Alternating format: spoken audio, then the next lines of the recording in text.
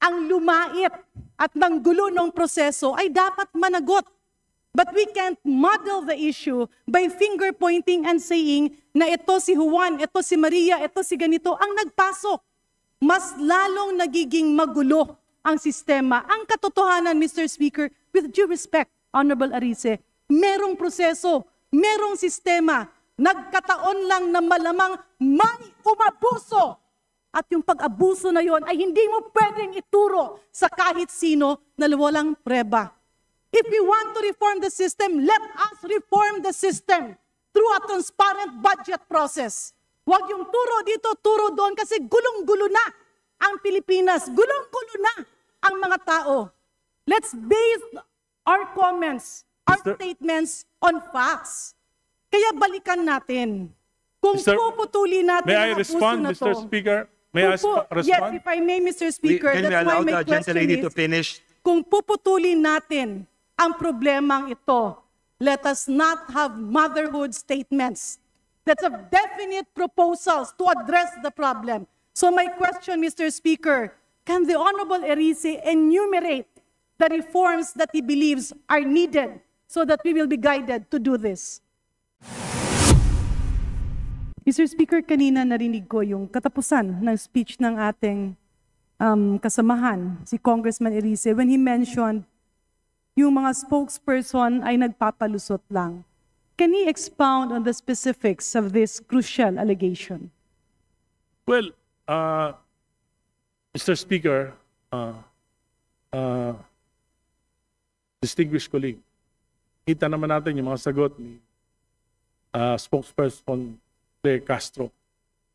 Kung naririnig po siya, kuminsan po, parang na-imagine ko, pag galit na galit sa akin yung asawa ko, ayaw ko na marinig yung mga susunod pang sasabihin. Sapagkat, bukod sa acerbic, nililigaw po. At instead na magkaroon ng clarity sa mga tanong, ay ibinabalik lang po sa ibang mga issue. Kaya sa tingin ko Mr. po, Speaker, can we categorically ask the Honorable Erice, what specific statement of the spokesperson is he referring to and is alleging to as palusot? well, for example, the 100 billion in insertions, dapat sagutin po yun. Hindi pwedeng sabihin na baliwala yun. Yung 100 billion insertions, dapat po sagutin. Kasi po nakita ko yung listahan nun. For example, doon sa 100 billion in insertions, merong 1 billion for Philippine Coconut Authority. Na yung sa listahan ni Congressman Saldico. Wala namang problema doon. Kung nagbago ang isip ng Pangulo at kailangan niya maglagay sa Philippine Coconut Authority, wala namang masama doon. Kung basta hindi ghost project. Kung tayo na nga sa Kongreso, nakakapag-palit tayo nakakapag-insert tayo, nakakapag-divert tayo, yung Pangulo pa kaya, budget niya yun, yung hindi pwede magpalit? In other words, Mr. Speaker, distinguished colleagues, ang sinasabi po ba ng ating kagalang-galang na kongresista ay yung mga ipinapasok na line item during the bicameral conference committee or the Committee on Appropriations of both houses are recommendations from the President? Yes. Mr. And he Speaker, can change his mind anytime. may you reiterate? Pasensya na po, medyo hindi po klaro yung last statement. You can check the? Yes, for example, as I have said earlier, Mr. Speaker, kung nagbago ang isip, because ang budget po ginagawa natin ng Executive Department January pa lang. So, bago po dumating sa atin yan, 8 months, 9 months, bago po yung approval, almost 9 months na. Maraming mga exigency ang serbisyo na pwedeng magbago ang isip ng Pangulo, na pwedeng siya mismo ang magrekomenda ng pagbabago ng budget. And wala pong masama dyan. At for example nga, binibigyan ko na kayo ng specific example, at madaling malaman yan kung Pangulo nga o hindi ang nagpabago niyan. Patawag lang natin yung administrator ng Philippine Coconut Authority, tanong natin saan galing yung 1 billion na insertion. Hindi po ba natin ang katotohanan. Hindi po ba nararapat, Mr. Speaker, distinguished colleagues, nang dapat nating tanungin ay ang miyembro ng Bicameral Conference Committee dahil ito naman ang naging proponent doon sa mga alleged insertions. Ang sa akin lang, Mr. Speaker, distinguished colleagues, is orient me, my distinguished colleague, Honorable Erice, Paano po ba ang nagiging sistema ng budget process? Kasi sa pagkakaintindi ko, ang budget call starts during the month of March, where all cabinets present, defend their budget. It reaches the cabinet sometime in April, and after that, it goes through the series of vetting, after which it is transmitted to the House, both houses, Congress and Senate, for deliberation after the State of the Nation address. Pagkatapos po doon ay nagiging GAB, nagiging GAA, pero doon po merong prosesong first reading, second reading, third reading, bicameral conference committee meetings, at nagkakaroon na nga ng pinal na bersyon kung saan pinipirmahan ito ng presidente bilang pagsang-ayon doon sa ginawa na ng both houses after deliberation. Tanong, Mr. Speaker, nagbago po ba ang prosesong ito? At kailan po ito nagbago? Noong 19 Congress po, Mr. Speaker, nagbago po dahil napaka-supermajority ang ating Kongreso. Alin po At ang napakamalakas specific? po. Nung nakaraan po, wala po ako, nandun po kayo. Nung nakaraang 19 Congress, naroon po, Mr. Speaker, si Congresswoman Garin, ako po wala nung 19 Congress. Pero alam po natin na napakalakas po ng Committee on Appropriations Chairman noon na si Congressman Saldico. Palagay ko po, hindi ganon, hindi mangyayari ito sa ating national budget. So ang naging problema, Mr. Speaker, ay ang naging kinatawan or head ng Committee on Appropriations, pero hindi na bago ang proseso ng pag-a-approve ng budget. Is that what I'm getting? Well, may mga pagbabago po dahil Alin po ang specific na pagbabago, Mr. Speaker, For example sa po budget yung process? sa aking pagkakalam, yung small committee, hindi na po nalalaman ng mga miyembro ng kinatawan yung mismong inaaprobahan at pinapasa sa Senado.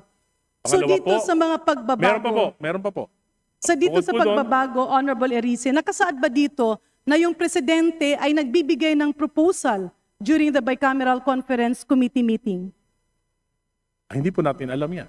Sila lang po nakakaalam. And this is precisely my Kaya nga po point. nagtatago na sila lahat. This is Lahat sila, wala na precisely rin my alam. point, Mr. Speaker, distinguished colleagues. Managot ang dapat managot. Kung sino man ang lumait at nanggulo ng proseso ay dapat managot. But we can't muddle the issue by finger pointing and saying na ito si Juan, ito si Maria, ito si ganito ang nagpasok. Mas lalong nagiging magulo ang sistema. Ang katotohanan, Mr. Speaker, with due respect, Honorable Arice, merong proseso, merong sistema, nagkataon lang na malamang may umabuso. At yung pag-abuso na yon ay hindi mo pwedeng ituro sa kahit sino na walang preba. If we want to reform the system, let us reform the system through a transparent budget process. Huwag yung turo dito, turo doon kasi gulong-gulo na ang Pilipinas. Gulong-gulo na ang mga tao. Let's base our comments, our statements on facts. Kaya balikan natin. Kung puputuli natin May I ang respond, abuso na Mr. to. Speaker? May I respond? Yes, if I may, Mr. Speaker, Can we that's why allow my the gentlelady question to finish? kung puputulin natin ang problemang ito, let us not have motherhood statements. Let's have definite proposals to address the problem. So my question, Mr. Speaker, can the Honorable Erice enumerate the reforms that he believes are needed so that we will be guided to do this? Mr. Speaker, maliwanag po ang sinabi ko kung napakinggan niya. Sino po ang unang may responsibilidad? Ang Pangulo. 2023, GAA, sinalaula ng Kongreso. Binawasan ang pondo niya ng halos 300 bilyon. Hindi nangyari yan sa kasaysayan ng mga naging Pangulo sa Pilipinas. Pinabayaan niya, hindi siya kumibo. Yung kabinete niya, hindi kumibo. Specific yon. 2024, binawasan, sinalaula ng Kongresong ito, 500 billion. Binawasan ng President's budget, hindi kumibo ang Presidente, hindi kumibo ang ating mga kabinete. 2025, 473 billion, pati yung mga pondo para sa mga flagship projects ng Pangulo inalis. Kaya na-delay na lahat ng mga proyekto. Hindi pa rin kumibo ang Pangulo. Hindi pa rin kumibo ang kabinete. Number one na may problema, command responsibility ang ating Pangulo. Very specific yan. Pangalawa, pinsan ng Presidente. Ang ating speaker noon, si Speaker Romualdez. Hindi ba sila nag-uusap? Mr. Speaker, distinguished colleagues. Pangatlo. Can we allow the gentleman to finish? Yes, please. Pangatlo. Kitang-kita naman natin. Balitang-balita. Dalawa lang nag-uusap sa pagbabago ng budget. Yung mga member ng BICAM, hindi alam. Sinabi ni Senate Finance Chief Grace po, pinirmahan niya lang pero hindi siya alam. Ang si Senate President Chis Escudero lang at si Chairman Saldico lang ang nag-usap. Regular ba yun? Hindi po regular yun. Maliwanag po yung mga sinasabi ko. Specific. Mr. Speaker, ulitin ko lang po. Ang reformang narinig ko sa ating kagalang-galang na kulig ay hindi sang-ayon dun sa aking ekspektasyon, if I may, pasensya na po. Kasi nga, ang tanong ko is, what are the specific reforms that we need? Unfortunately, what I am hearing are allegations, number one, binawasan ang mga budget. Number two, magpinsan ang presidente at ang speaker. Number three, nagpirmahan ay 2 tao lamang. Mr. Speaker, distinguished colleagues, andyan nga ang problema. Nakita ngayon ay hinahanapan ng solusyon. And if we are talking about reforms, the reforms should actually be on accountability, on transparency. Ano bang reforma? Number one, transparent budget process. Number two, napaka-imposible naman na pipirma ka ng mga bagay na hindi mo alam. Kasi ang pumipirma ng budget ay ang bicameral conference committee members. In other words, balikan natin. If we need reforms, babalik tayo, totoo ba na nahimik ang mga kabinete? Totoo ba na lahat ng budget ng kabinete, there are a lot of problems and that is why we are in this series of investigations. But it will just add chaos.